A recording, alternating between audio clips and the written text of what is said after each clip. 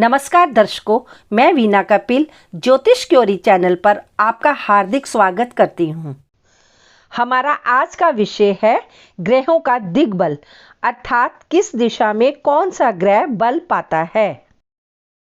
बुध ग्रह को पूर्व दिशा में तथा गुरु को भी पूर्व दिशा अर्थात प्रथम भाव में दिग्बली माना जाता है। शनि को पश्चिम दिशा में और 7वें भाव में दिग्बली माना जाता है। मंगल और सूर्य दोनों ही दशम भाव में अर्थात दक्षिण दिशा में दिग्बली माने जाते हैं। चंद्र और शुक्र चौथे भाव में अर्थात उत्तर दिशा में दिग्बली होते हैं। जिन जातकों का जन्म रात के समय में होता है उन जातकों को चंद्र, मंगल, शनि बलि मिलते हैं।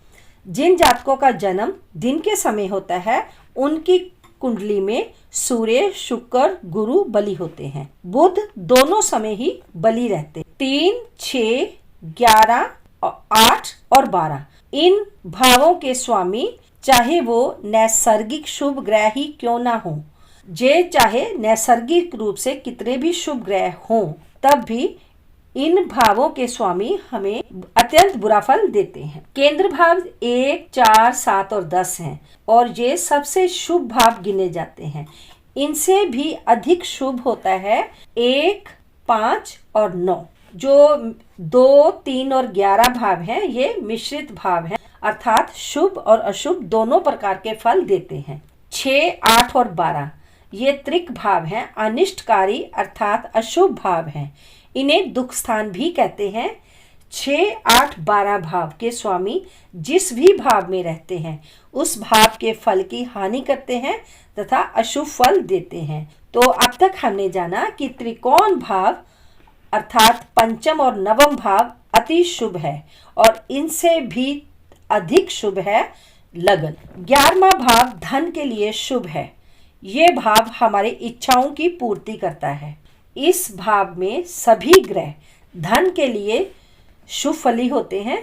3, 6 और 12 इन भावों में पाप और क्रूर ग्रह रहना अच्छा माना जाता है। तीसरे, छठे और 11वें भावों में सूर्य, मंगल, शनि आदि हमारे पराक्रम में वृद्धि करते हैं तथा अचानक धन लाभ भी करवाते हैं। जिस भाव में शुभ ग्रह स्थित हो उस भाव का फल शुभ तथा जिस भाव में पाप, नीच, शत्रु ग्रह तो उस भाव का फल भी अशुभ होगा। जिस भाव का स्वामी बलवान होगा वह पूर्ण सुख देगा। जिस भाव का स्वामी नीच ग्रह होगा उस भाव का नुकसान होगा। सूर्य, मंगल, शनि ये पाप ग्रह तीसरे भाव में वीरता देते हैं। यदि दूसरे भाव का स्वामी छठे में आ जाए तो रोग, ऋण, शत्रु आ जाएंगे और इसके अतिरिक्त छठे भाव में क्रूर ग्रह भी अच्छे गिने जाते हैं। या फिर छठे भाव का स्वामी दूसरे ग्रह में आ जाए तब भी अच्छा फल देगा, अर्थात यदि दूसरे का स्वामी छठे में आ जाए तो अशुभ फल मिलेगा और यदि छठे का स्वामी दूसरे में आ जाए तो हमें शुभ फल मिलेगा। तीसरा, 7वां, 9वां और 12वां यात्राओं के भाव हैं। यदि उच्च ग्रह हो या शुभ ग्रह हो तो शुभ हवाई यात्रा होगी। लग्नेश से यदि 8वां भाव जहाँ उसका भावेश ज़्यादा बलवान है तो जीवन में संघर्ष बढ़ जाएगा, अर्थात हमें अपनी पत्रिका में ये देखना है कि कहीं हमारा 8वें भाव का स्वामी अधिक बलवान तो नहीं। अगर ऐसा है तो हमें अपने लग्नेश को अधिक बलि करना चाहिए। 11वें भाव में सब ग्रह अच्छे हैं, केवल नीच ना हो।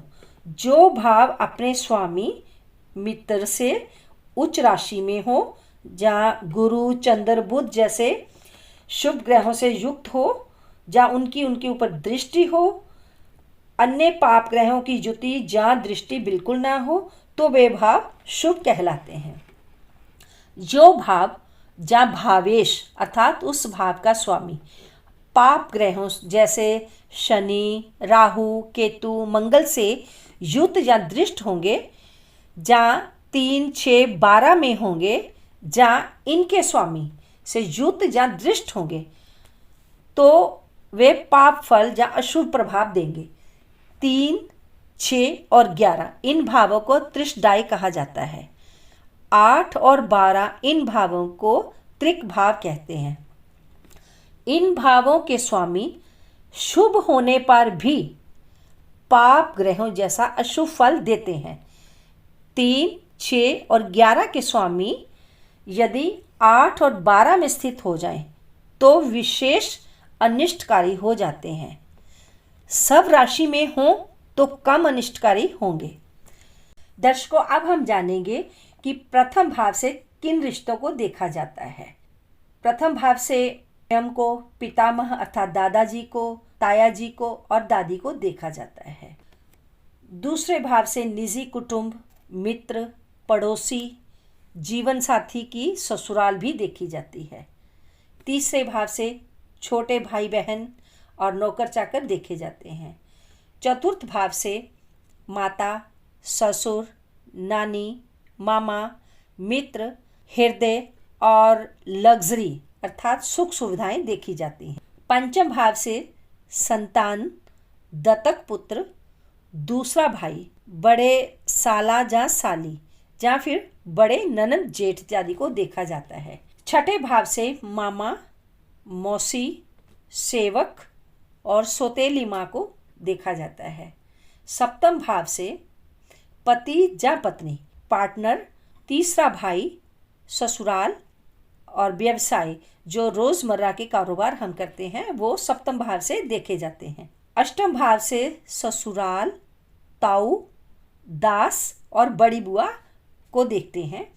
नवम भाव से साला, साली, देवर, छोटी ननद, भाभी, पौत्र, बहनोई और दशम भाव से पिता, गुरु या सास के बारे में और इसके अतिरिक्त अपना रोजगार, कारोबार इत्यादि देखा जाता है।